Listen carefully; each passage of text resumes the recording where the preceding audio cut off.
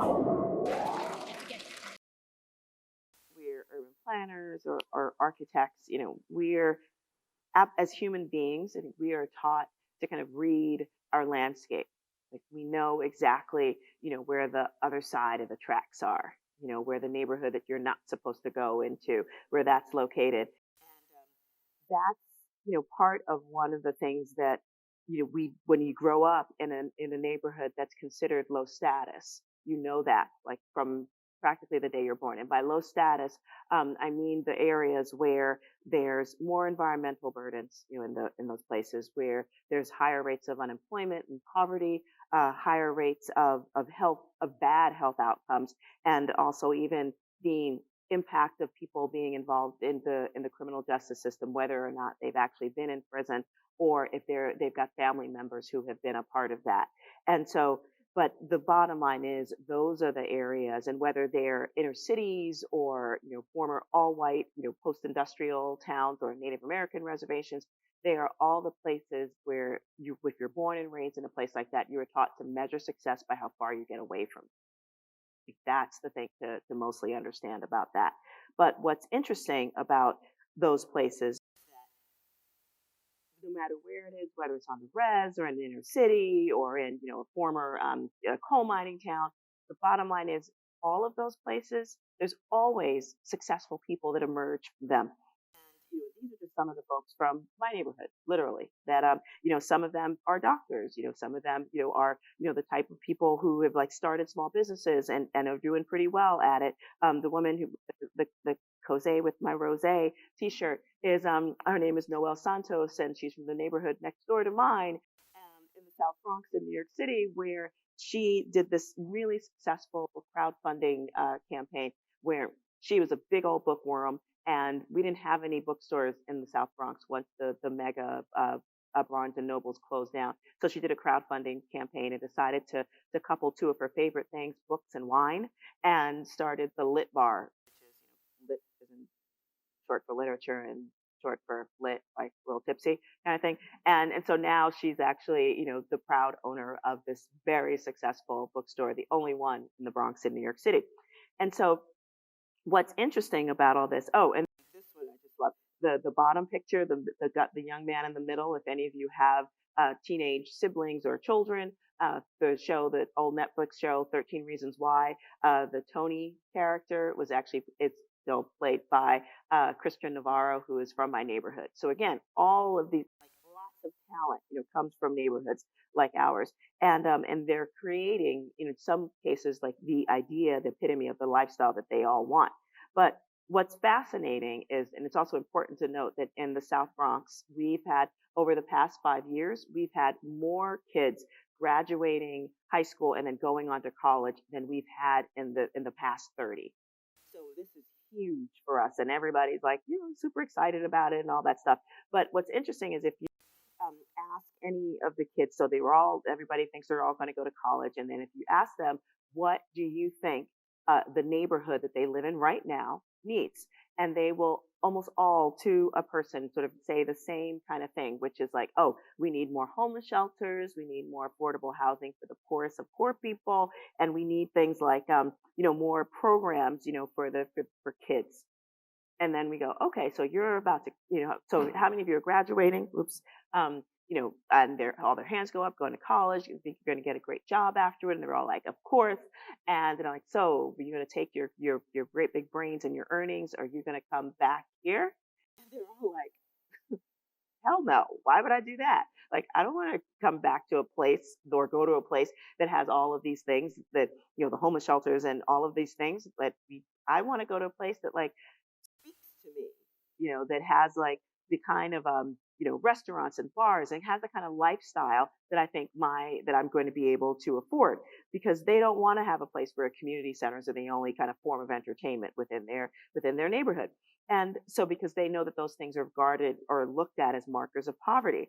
But what's so interesting, with all of that is that, we ask this question because if the kids in our own neighborhoods, are feeling like they need to distance themselves, from this place that might have supported them, but to move on again, if we're measuring obsessed by how far we get away from our communities, and it's sort of like understood that in those neighborhoods, poverty, low income is sort of associated with neighborhood preservation. It's almost as if nothing's ever really going to change once you're there. So it's almost as if there's this idea that poverty is actually a part of the culture. And so we asked, people within our own community, as we were thinking about our own trajectory as developers within our own community, what is it? What is it that people actually do? They believe that poverty is actually a part of our culture versus, and therefore something worth preserving, or is it just sort of like a place where people are for a moment in time? And so we couldn't just ask that kind of very policy wonky question, is poverty a cultural attribute? Because people would be like, what? But we could certainly ask them, what do you want in your own community?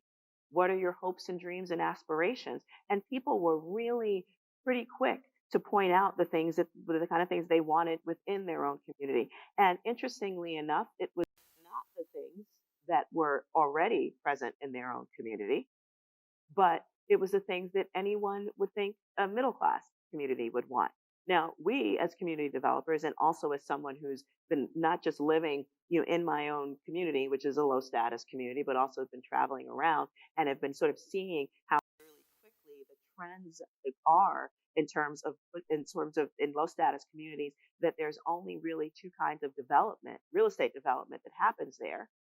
One is sort of the very typical kind, that assumes that the neighborhood, once it becomes attractive to outside interests, poor people that are in there will be displaced. And the other kind is just like that neighborhood will remain poor. We knew that there was some other way that these communities could develop. And we also noticed that people born and raised in those neighborhoods were literally measuring success by how far they could get away from them. And we wondered if there was another way to sort of consider the way to develop those communities actually in service of the people that were already there. But first off, we realized that people within our own community, if we didn't see the value in our community, it didn't mean that others from the outside weren't seeing it. And so these are actually real examples of notices that I've gotten either in the mail or under my door. Just as late as yesterday, folks have even predatory speculators have found my cell phone and call me up offering to buy my house for cash, and that we could close in 1 week flat, which is true because the holding companies can do that. But they're basically these predatory speculators, who are banking on the idea that people from our own communities, in low status communities, only see sort of like the stuff from on the negative side of the column that I showed you before, the things that people don't want to see in the neighborhoods of their dreams. They're counting on them seeing only that, so that when they come and go, oh, I can buy your house for cash, they're like, you want to pay me money for this to stay in this neighborhood? And they're counting on that. Unfortunately, since we often are not given the tools to understand the way real estate development patterns work, and that we ourselves can be developers in our own right, we're easy pickings. And that's been happening all over this country for a very long time, and aided and abetted, by, unfortunately, some, I think, discriminatory practices that have to do with access to capital for people who actually do want to be developers in their own community. But that's a whole other story, which we'll probably get to. But what I love so these kind of like Rebuy Houses, which is basically a, version of the We Buy Ugly Houses kind of thing. This is just a sort of like a lower end version of that. This particular company. So when we see them, we take those signs down, but not before we actually posted it once. And so it got a really interesting, result back when we put it out there because, So there was this, so one of the comments that we got back was from someone in Baltimore who literally was telling her kids to call up the developers. And this is one of my favorite things, because when she said, when we get mail offering to purchase our property, I have my children call them back explaining that this is their inheritance and it's not for sale.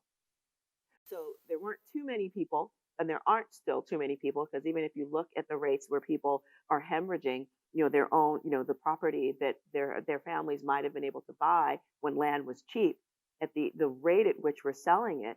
So do we understand? Many of us understand like how valuable our land actually can be in terms of the real estate cycle that generally tends to keep going up. If we see no value in our communities, then of anything we get is a big deal. But we don't think that gentrification happens when we start to see, cafes and coffee shops and doggy daycares within our communities. It starts to happen when we tell people within those communities, and we believe it, that there's no real value there. And that's essentially what happens. And it also, thanks to reurbanization, what another trend that we're seeing is that this is probably, I think, the first time in American history where you've got older folks, generally the age of boomers, and millennials, vying for the same kind of space in urban areas because they want the same things. They want better access to transit. They want to be able to, they want like a livable community where they're walking, to, places where they shop, where they eat, where they socialize. And so those type of things, if you're not increasing the demand, if you're not increasing the supply of housing, various different incomes, then basically the demand, it will be higher than the supply that's out there. So again, if you've got folks, with money that are looking for this, and speculators who are buying the land from folks that don't feel that there's any real value there, then displacement will happen. And so the focus is just like, there are more than two types of development, the kind of the displacement that leads to gentrification, or what we call poverty level economic maintenance, which is where those areas before they get gentrified are sort of the places where low status communities are just meant to thrive. If it seems like an odd word to use when they're not thriving, but this is an example of what it looks like in my neighborhood. So you don't have an array of different types of healthy food choices. If you have, there are places to spend your money, but if they kind of make you wish that there are other places to spend it, and then you would definitely, in terms of the quality of the type of economic developments that are there, dollar stores, I know they're a bargain, but what we see, happening in lower status communities is often one of the only forms of places to shop. Pharmacies in low status communities, the healthcare industry is one of the biggest ones there, because if the lower income the folks, often the more lifestyle related illnesses and conditions that they have, which is big business for the pharmacies and the healthcare industry as a whole. So you'll find many of those there, so folks could get medicated, and then other ways for them to get self-medicated as well. If you want to actually improve your financial well-being, with banks and credit union, chances are you're not going to find too many of them in low status communities, but you will definitely find a place to cash a check that'll cost you, with a check cash in place, or a place to pawn something, even rent-a-centers. And last, definitely not least, very highly subsidized, low-income, affordable housing. And mostly for the lowest income band as well. And so for this, before, you add all these together, and so I say this a lot before anybody says, like, Majora Carter must hate poor communities. That's not the case. But when you add all of these pieces of economic developments, and they're all economic developments, mind you, you add them all together, what the net result of it is the concentration of poverty. And when you concentrate poverty at scales at this level in one place, what you're actually doing is you're exacerbating the poor health outcomes. You're increasing more opportunities for low educational attainment, more opportunities for folks to be involved and somehow engaged in the justice system, and really creating the kind of infrastructure that allows for people to feel less of a sense of hope and hopefulness in their own communities, so that they are absolutely the talented ones in those communities, the ones that are taught because they've been identified, whether it's philanthropically, or by the government or school or whatever, early on, that they're the talented ones, that they're the ones that should measure success by how far they get away from those communities. So we're extracting that talent instead of thinking the way that companies think about the talent within their own community, where they will actually work to keep it there, so that it actually pays dividends to support the company. We don't do that in low status communities. We take from those neighborhoods. And I think that it's okay, because, we saved a few. And instead, I think that's a really horrible thing to work on. And so one of the reasons why we're able to do and have taken on the approach that we have for our real estate development practice is because we actually took the time, we did started an advisory board, and because we just needed to bounce ideas off of people within our community about what we thought might make sense in terms of the development that was happening there. And so we would literally get them, like the informal leaders in our communities, from the folks that, ran daycare centers and raised 3 generations of people in the community, to a guy who actually did spend a lot of time, in jail. And when he finally got out, was like, I'm never going back there, and I don't want anybody else to either. He became an entrepreneur, a legitimate one, and opened up a corner store, and basically had it situated so that basically people, the young men who might be going down the wrong path, would walk by his spot, and then he would sort of give them advice on like how to just leave the life that they were in. So those were informal leaders in our communities who literally we would vet our projects by all the time. But what was interesting about them, they also like took on their own projects, and this is one of my favorite ones. So this was a part of a transportation project that was going on in the city, and they made it their business because they didn't like what the city was doing. And when the city finally changed their plans to address one of the concerns that they had, they announced that the city's Department of Transportation commissioner for our borough wouldn't have the press conference unless those people with the red shirt showed up.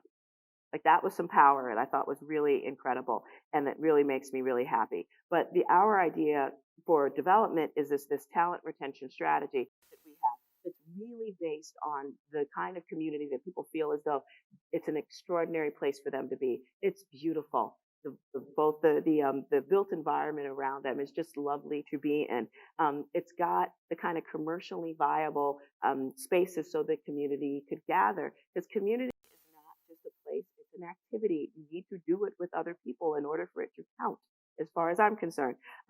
It's not just about having more community centers, which is what like so many affordable housing developers do. They're like, okay, we're going to build like the worst quality affordable housing, and then we're going to put a community center in the bottom. I don't know of anybody who's ever moved out of a neighborhood, like a low status neighborhood, to move to some place with more community centers. That's not what they do. They move to places that don't have them.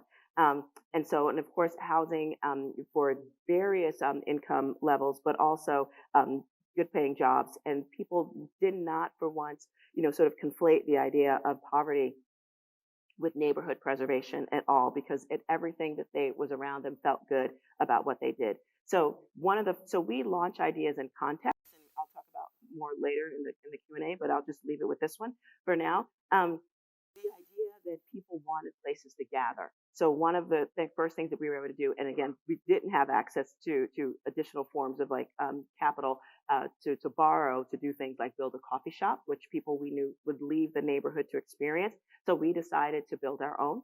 And it was literally the first coffee shop we've had in our community in more than, since I was in high school in the 1980s. So, but again, the kind of place that was like cool to hang out, people, like, good quality coffee, the whole shebang. And so we partnered with a company that is well known around New York for doing really good specialty coffee. They didn't have a presence in the Bronx and thought we could do it together. Turns out we figured we actually needed to add more of like a South Bronx flavor on it. And so we decided, we had an uncoupling, but it was a good one. And we decided to open it up as the Boogie Down Grind Cafe, which pays homage to my neighborhood's roots as the birthplace of hip hop. You're all welcome. And so this plate, now as it stands, we open up all sorts of things like, open mics and art exhibits. And it's just like, it's become this really nice little gathering spot that's really happy, makes us happy. But what was interesting is that you knew that you wouldn't please everybody. And so the way that we looked at our work around development was we often use a term called self-gentrification. And the idea with that, and I did not make up that term, I actually got the phrase from Dr. Carter, no relation to me. He was the head of Johnson C. Smith University, which is an HBCU in Charlotte. And they had this grand plan specifically to do development in like outside of the university, because they also had it's a great engineering school, and they had a lot of kids that came from the area but would go to the school but would never return. And so the area in and of itself was blighted outside of the school itself. So they worked with financial institutions and folks in the community and the university itself and started to do development. And that included people in the community, of course. But there were some folks who were like, you're doing development here, you're going to gentrify us out of here. And Dr. Carter, who was like Martin Luther King and stuff, was just like, no, this is not gentrification. This, if anything, it's self-gentrification, because this is development that is benefited by us, it's benefiting us as a community. And so I love that term, and I thought, oh, development bias for us. It's like FUBU and whatnot. So I was like, okay, that's cool. And turns out that there was some within the social justice industrial complex who were not excited about that. And they just thought the whole idea of even just the word gentrification was really dangerous, without like thinking about the fact that maybe people in our community wanted nice things like specialty coffee shops that actually spoke to them, or not. So this was a little poster campaign, sticker campaign that happened a couple months after our coffee shop opened. So it uses a quote that I did, that I've often said: we like to see the work that we do as self-gentrification, but it was attributed to local sellout Majora Carter. And I'm like, okay, that's how it's going to be. But what we also did with a couple years later, we were protested. So literally, so there's 15 people with bullhorns, talking about like I'm selling out the community, one coffee at a time. And yes, I put smiley faces over the people who misunderstood everything to protect them. And so that's where we are. But what was fascinating, and I will never forget this, because as it was happening, two things were happening. One, on the inside of the shop, we were hosting a community meeting for people to get 0% interest loans for homeowners and small business owners. So the irony of it was really kind of crazy. And then, and I was just like, so are folks walking by, are they going to look at this and they're actually going to think that's true? And the meeting was in the evening, and the next day we actually had the best day ever at the cafe, because people like kind of saw through what the efforts that we were making in order to help support our community, but think of itself as the kind of place that it wanted to be in terms of its future development, and then there were folks like this woman whose family actually from the community, immigrant family who actually invested in the community, who really felt that this was a part of what they should be doing, which is actually feeling as though they had an opportunity to be investors in their own community, which also made people go, wait, that's something that we can do as well. And I also honestly like the design of the sticker campaign, and so we did put it on a T-shirt, and yes, we do sell it. So because I just took a book out of the page of Beyonce, and so that's how I roll. Thank you very much. And but it really did create this opportunity for the kind of conversations around, can our communities actually work for us? Like, why do we have to wait for someone to come in and do development for us? Or can we actually be a part of planning for the way that our communities actually work, so that we feel as though we don't have to move out of our own neighborhoods in order to live in better ones? And that's that. Oops.